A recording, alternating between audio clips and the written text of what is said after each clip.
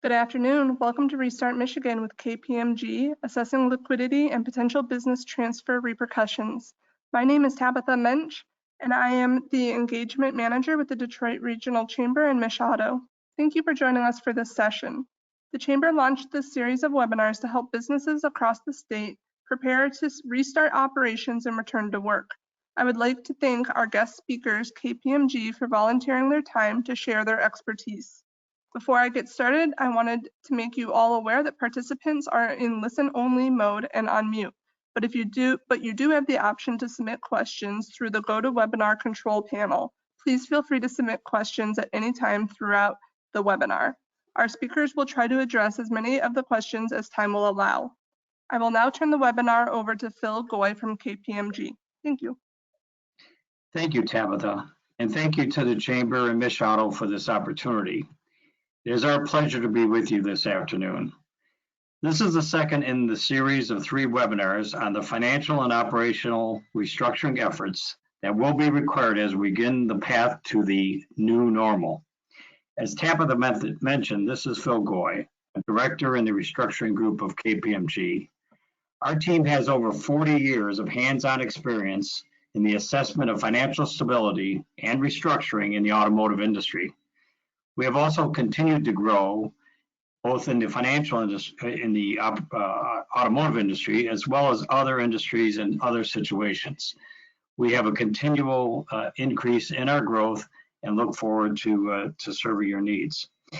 With me today is one of my KPMG restructuring colleagues, Florian Bettina, as well as Mike Kamsikis, a managing director in the KPMG Operations Center of Excellence. This is a unique group of industry veterans focused on using their experience to promote focused, hands-on improvement in quality delivery and cost performance. As we discussed last Friday, these are uncertain times as we begin to restart the automotive manufacturing industry. In fact, today is one of the first days in Michigan where manufacturing is starting up. Several questions will certainly be answered over the next 30 to 60 days. How quickly can operations truly ramp up, and at what rate? How will the labor force respond to the operating and safety requirements that will now be in place? What can be the expectations for operating productivity? Can it reach the levels that once were attainable? And to what extent will financial pressures, both internal and external, place on constraints for opportunities for success? Prior to the COVID environment, automotive manufacturers and suppliers were generally doing quite well, and the future was very bright. The focus was on new launches, electrification, and autonomous vehicles. Now, as we restart, the focus is on playbooks and extraordinary costs and labor security and safety. There's an old saying, which I used last Friday, cash is king. Today more than ever, that is really true. Liquidity concerns are paramount. For those that were struggling prior to the shutdown, liquidity has evaporated. For those companies that are operating well, the strength of the balance sheets and the availability of collateral, receivables, and inventory have been depleted.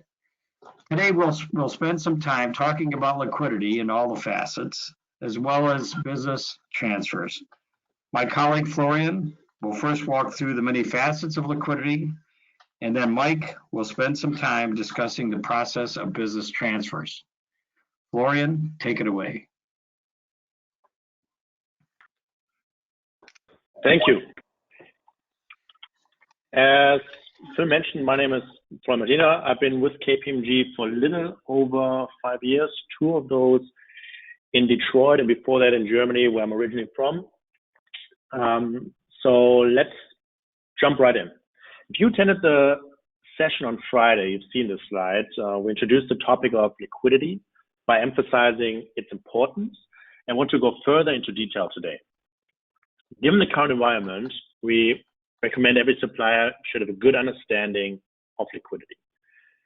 And with that, we mean, first of all, your own liquidity, and second of all, your supplier's liquidity. So how do we go about that? what are components of a liquidity analysis in terms of the coronavirus? First, how has the company been funded during the shutdown? If you look at the most recent weeks, what have you spent and how did you spend it? Did you still have inflows? Did you get stimulus money? Second, what does cash and credit availability look like? How has your borrowing base changed with the lack of revenues? Third, is any debt coming due soon? And how is your covenant compliance going to be for Q2? Those are very important questions you have to ask yourself because it significantly impacts your liquidity. And you want to address it early and or have a plan B. 4, how much liquidity is needed to restart in the new normal? This question could be separated into 2. The first being, do you have enough liquidity for the immediate restart in the next couple of weeks? Second, do you have enough liquidity to operate under the new normal conditions for the foreseeable future? Number 5, what are sources of liquidity funding that remain? Have owners management provided any capital or equity to business during the shutdown? So in point 4, you look at your in and outflows. In point 2 and 3, you look at current liquidity. So you know where you're at and where you think you're going. But what other liquidity considerations remain, especially if there are liquidity gaps? Have owners contributed at all? Are they willing to contribute if there are liquidity gaps? Could you take on new debt or raise borrowing-based reserve levels? What are some other levers you can pull to preserve liquidity? For example, reduce CapEx, stretch vendors, salary cuts, etc. And then finally, point 6, you need to understand how your suppliers will be funded. What current liquidity challenges exist? What is the risk of running out of liquidity and funds? If you ask yourself the questions of restart and operating in the new normal in point 4, you will inevitably need to take a look at your supply base and get a better understanding of their liquidity. So how can you do that? By asking them exactly the same questions you've been asking yourself. So you jump back to point 1 on this slide and go through the items with them.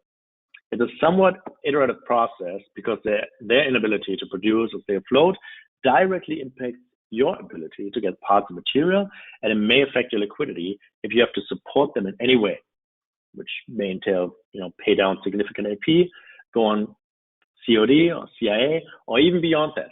So be aware of that. Now, let's look at the tool for forecasting liquidity, observing liquidity shortfalls, seeing the necessity to implement liquidity measures, and tracking those effects. The 30-week cash flow forecast depicted on this page. I'm sure most people in the audience have seen a 13-week, but if you haven't, let me give you a brief overview. As I said, it's the tool to monitor the short-term liquidity. Whether you're a small supplier with one plant or a global enterprise, this is the tool for you in these times. Obviously, it's going to be increasingly more complex on the back end, the more complex your company is. But nevertheless, everyone should be using it. So why 13 weeks? 13 weeks essentially represents 1 quarter. And the idea is 13 weeks is about the time that you can look into the future with a fairly high level of certainty. Also, 13 weeks is far enough to estimate liquidity shortfalls and still have time to implement liquidity measures. Lastly, if you're looking at cash for a longer term horizon, longer than 13 weeks, you may want to use a different technique such as the indirect cash flow forecasting. So what are the components? You have cash receipts, or in other words, what money is coming in. There might be customer payments, tooling payments, or other incomes, for example, asset sales. Second, you get the disbursement. That's material, freight, personal disbursements, but also interest, principal, or CapEx. And then lastly, there's the revolver balance and the borrowing base availability. So the borrowing base, which constitutes the upper limit of the revolver, or how much can you borrow, kind of flows with sales and receipts for AR and changing inventory levels. Advance rate, ineligibles, and reserves, however, play a crucial role as well. and could be one area where you ask for temporary relief from your bank. On the other side is the revolver balance, which flows with the receipts and disbursements. At the end, you get a liquidity number for each week and can detect potential liquidity shortfalls. Sounds pretty simple, and essentially is pretty simple. As you implement it across an organization, however, it does get somewhat complex on the back end, as we talked about. Obviously, too complex to handle in a short presentation like this format, but as Phil indicated earlier, if you have any questions after this presentation, feel free to reach out to us. And lastly, please note that a 30-week can sometimes be, even daily. It should be updated at least once a week, and you should also do weekly budget to actuals to see where you differed from the forecast so that you can improve it going forward.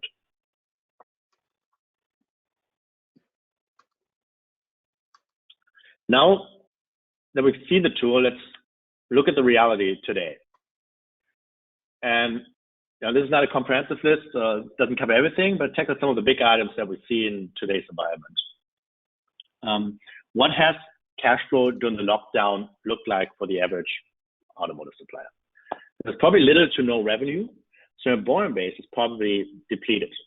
If receivables weren't paid, they may have transferred over to ineligibles due to aging.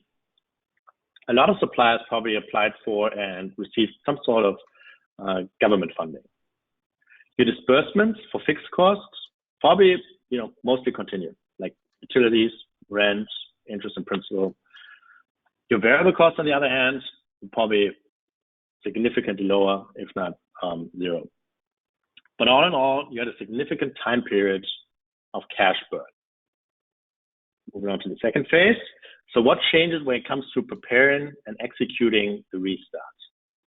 First of all, the ramp up is going to be at lower levels. There are necessary vendor negotiations. After all, you want to make sure that you're getting, the parts and material that you need to produce.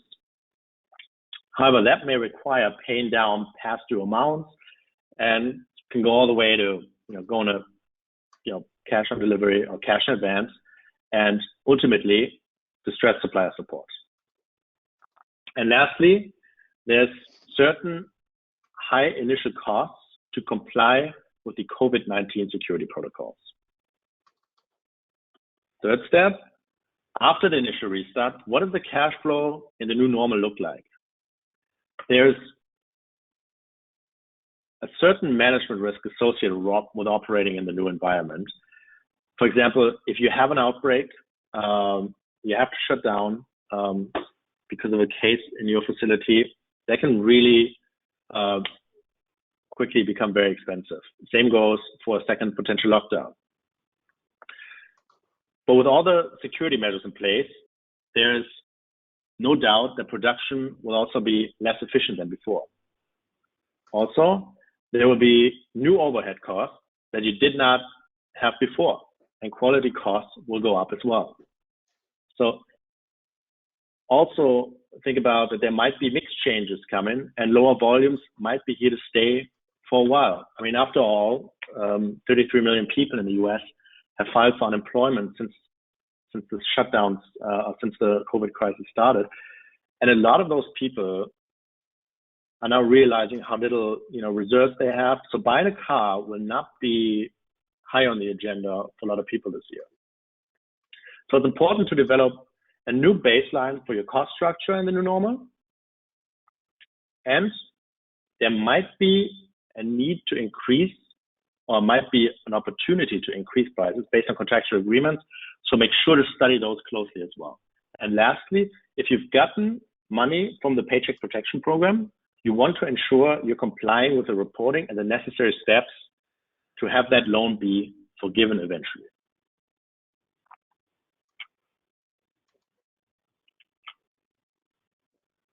I think we've established that you need to monitor and forecast liquidity. That's the most important thing to do from the business side.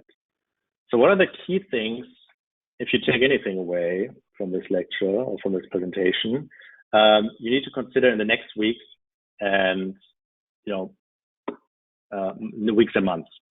First, as you start up, try to leave as many employees as possible on unemployment. Obviously, only as far as it does not conflict with your production or with your plans of having your paycheck protection plan loan forgiven.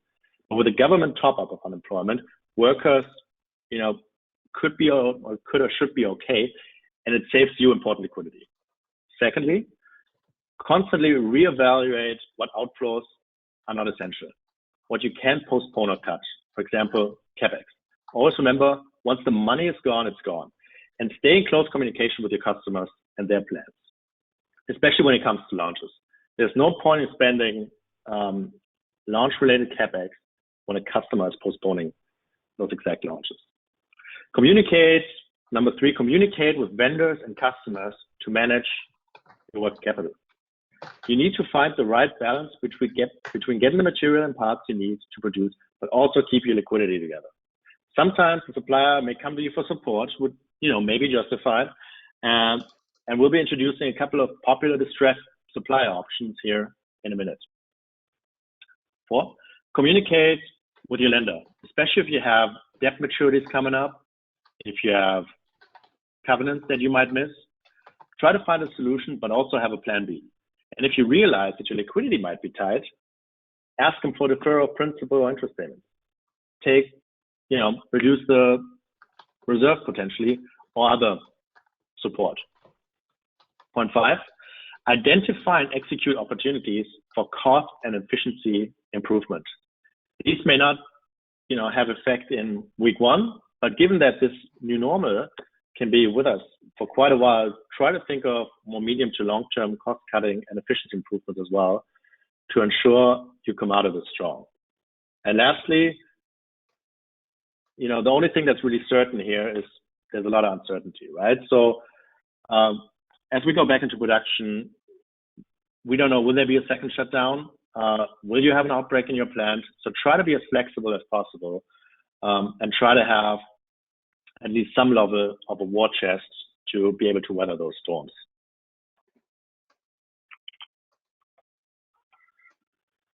As we just mentioned on key 3, communicate with your vendors, right? Sometimes these vendors will come to you and they say they need support in order to get you your part.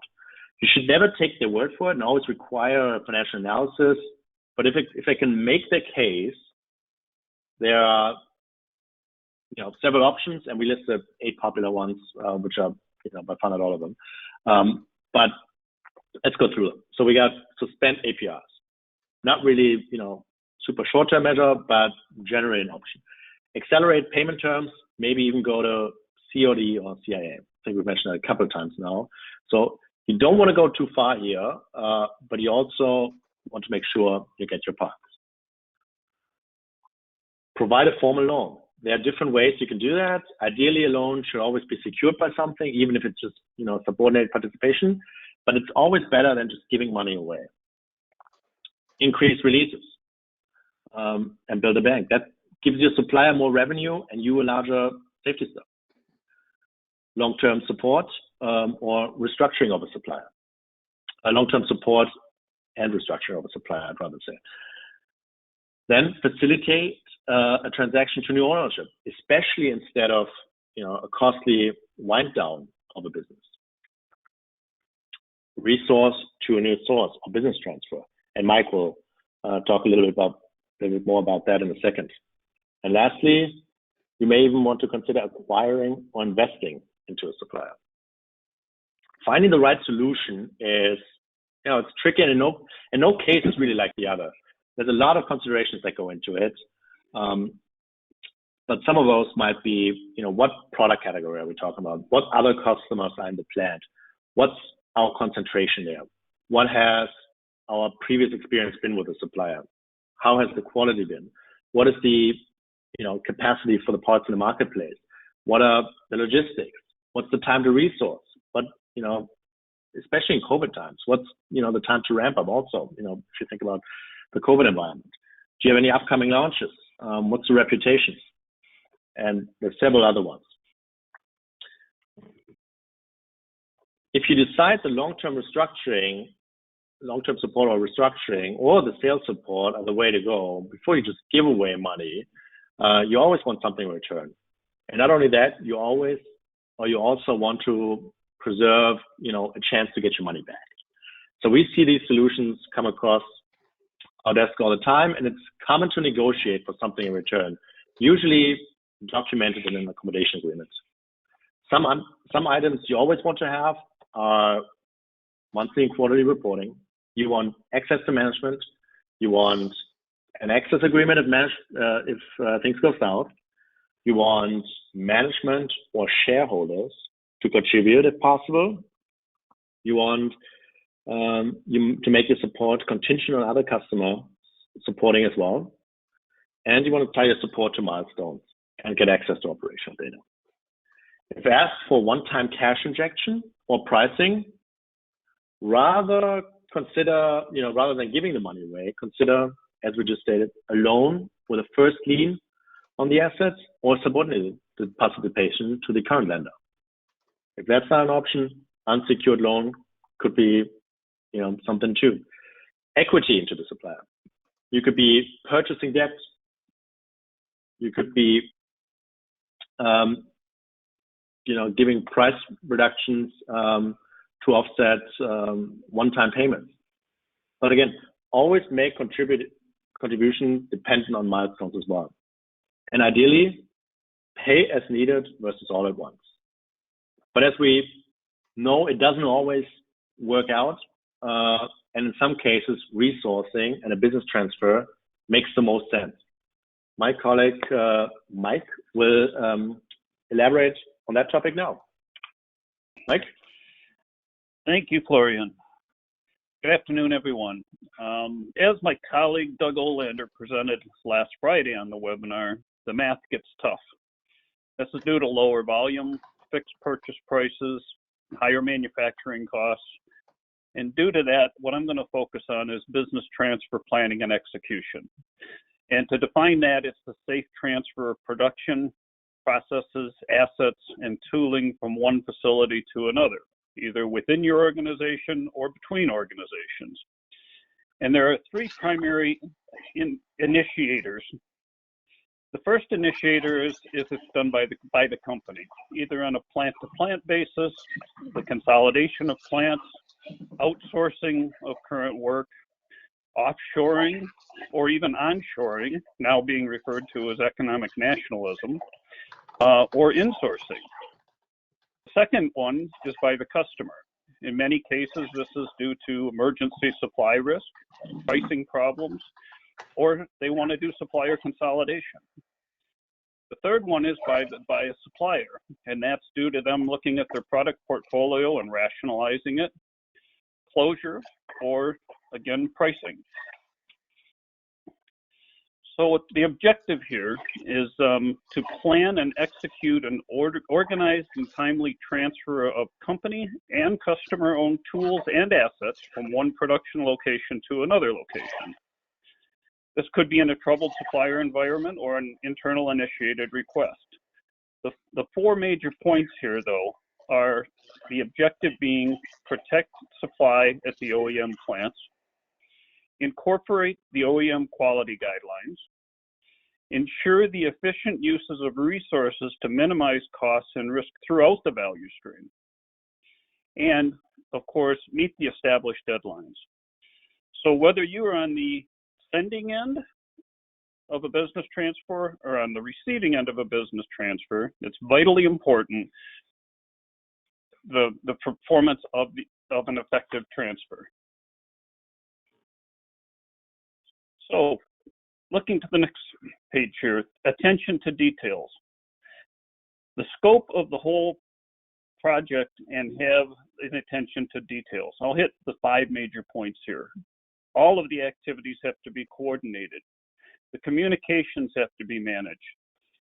Problem resolution and escalation has to be in place, both for the existing operation and the future operations. And if you look under existing operation, the final one may actually involve the facility decommissioning and wind down of the old facility. moving along, what are the key activities here? What I'm going to emphasize most is install a business transfer project coordinator. That's absolutely key. What this coordinator will do is run the key activities primarily to adhere to the timeline. So they make the business transfer project plan with gate reviews, get the new site prepared, get the bank build set up, get clear communication between all the stakeholders in the value chain, coordinate all material logistics changes, organize the transfer of all assets, and the installation of assets at the new facility. And then once they're there, the process validation and PPAP at the new facility. There are numerous other sub-activities that a business transfer project coordinator has to do, but these are the main ones, the key activities. There are tools that the business transfer project coordinator uses. These provide fast response to problems. There's a whole list of proven tools here. Starting on that list, I'm not going to go down through every one of these. I already touched on some of them, but they are critical to the execution of the transfer. And in conclusion, this is a complicated process that impacts all shareholders.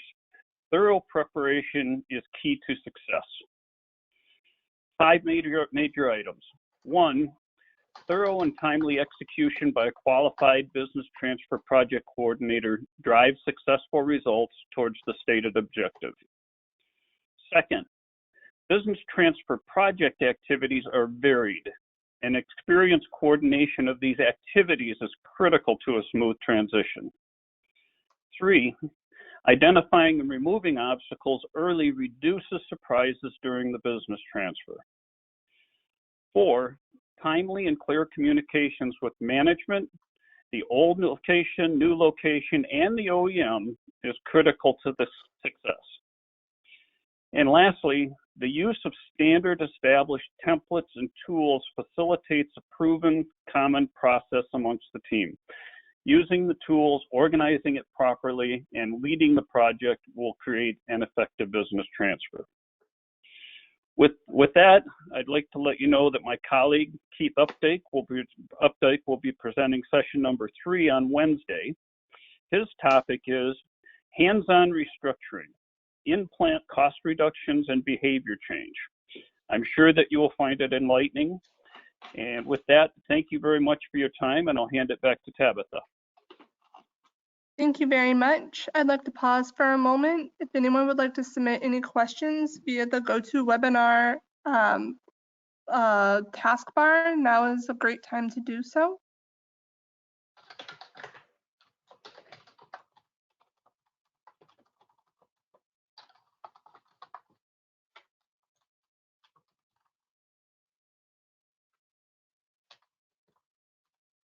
Doesn't look like there's any questions. So with that, I'm going to wrap up today's discussion. Thank you to the team from KPMG. To all the participants, thank you for your time today. You will soon receive an email from me with a link for today's session in case you want to review any of the information shared.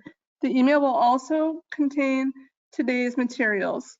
Please visit our website at detroitchamber.com/COVID-19 for the upcoming schedules for Restart Michigan webinars and our teletown halls, as well as more valuable information and data to help your business get back to work. Thank you very much, everyone. Have a great afternoon.